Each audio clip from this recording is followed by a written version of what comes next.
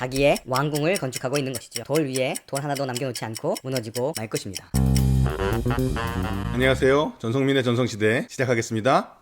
얼마 전에 사랑의 교회 서치동 건물이 공공도로를 점유하고 있는 것이 불법이라는 대법원 판결이 확정되었습니다. 이 판결의 즈음에 교회 건축에 관해서 잠깐 생각해 보도록 하겠습니다. 솔로몬이야말로 성전 건축으로 가장 잘 알려진 사람이죠. 그는 한국 교회에서 교회 건물을 짓기 위해서 가장 많이 인용되는 사람 중에 한 명일 것입니다. 솔로몬이 성전을 지어서 하나님께 영광을 돌렸듯이 교회 건축을 통해 하나님의 영광의 임재를 경험하게 될 것이라는 이야기를 듣습니다. 그리고 교회 건물을 성전이라고 부르면서 그곳은 하나님이 계신 곳, 하나님을 모신 곳이니까 이에 어울리게 최선을 다해서 지어야 된다는 말도 종종 듣습니다. 그야말로 하나님이 계신 곳을 가장 좋게 만드는데 무엇이 아깝겠냐는 논리인 거죠. 그런데 솔로몬이 성전 건축을 마치고 나서 드린 봉헌 기도를 들어보면요, 뭔가 좀 이상합니다. 솔로몬은 성전 봉헌식에서 이렇게 기도합니다. 그러나 하나님이 땅 위에 계시기를 우리가 어찌 바라겠습니까? 저 하늘, 그리고 저 하늘 위라도 하나님을 모시기에 부족할 터인데 제가 지은 이 성전이야말로 더 말해 무엇하겠습니까? 가장 좋은 목재인 백향목으로 성전을 지어놓고 그 안은 금으로 입혀 화려한 성전을 만든 다음에 마치 허무개그를 하듯이 그 성전은 하나님의 집이 아니라고 기도 가운데 고백합니다. 그렇다면 하나님은 도대체 어디 계시다는 걸까요? 하늘의 하늘도 하나님을 모시기에는 부족하다고 선을 긋습니다. 그 다음에 이어지는 기도에서 솔로몬은 주께서 계신 곳 하늘이라는 표현을 계속해서 반복합니다. 하나님은 성전이라는 건물에 계셔서 기도를 들으시는 것이 아니라 하늘에서 들으신다고 계속 반복합니다. 그러니까 구약 성경조차 땅에 지어진 건물은 하나님의 집이 아니라고 명확히 말합니다. 그것도 성전이라는 건물을 지어놓고 그런 고백을 합니다. 땅에 세워진 건물은 그것이 아무리 거룩한 집, 성전이라고 불린다 해도 본질적으로 하나님이 거하시는 곳이 아닙니다. 이것이야말로 성전 건축학 개론이 잊지 말아야 되는 핵심이지요. 사실 열왕기서를 보면 솔로몬은 성전만 건축한 게 아니었지요. 그가 왕궁도 지었습니다. 그런데 그 왕궁의 크기는 길이가 50m, 폭이 25m쯤 됩니다. 성전의 크기는 어땠나요? 성전은 길이가 30m, 폭이 10m쯤 되었습니다. 그러니까 왕궁의 크기는 성전의 4배가 넘은 거지요. 그러다 보니까 성전을 건축하는 데는 7년이 걸렸습니다. 하지만 왕궁 건축에는 그것의 2배에 가까운 13년이라는 시간이 필요했습니다. 왕궁과 성전의 크기가 다르죠? 왕궁과 성전을 짓는데 들어간 시간이 다릅니다. 이 차이들은 솔로몬이 어느 건물을 짓는데 더 공을 들였는지, 더 마음을 쏟았는지 우리에게 알려줍니다. 저희가 고민하는 건 이런 거죠. 무엇이 우리에게 성전이고 무엇이 우리의 왕궁인가? 교회 건물을 성전이라고 부르고 온갖 미사여구를 통해서 건축을 정당화하는 한국의 대형 교회들은 사실상 자기의 왕궁을 건축하고 있는 것이죠. 그렇다면 저희가 마음과 정성과 뜻을 다해서 지어야 되는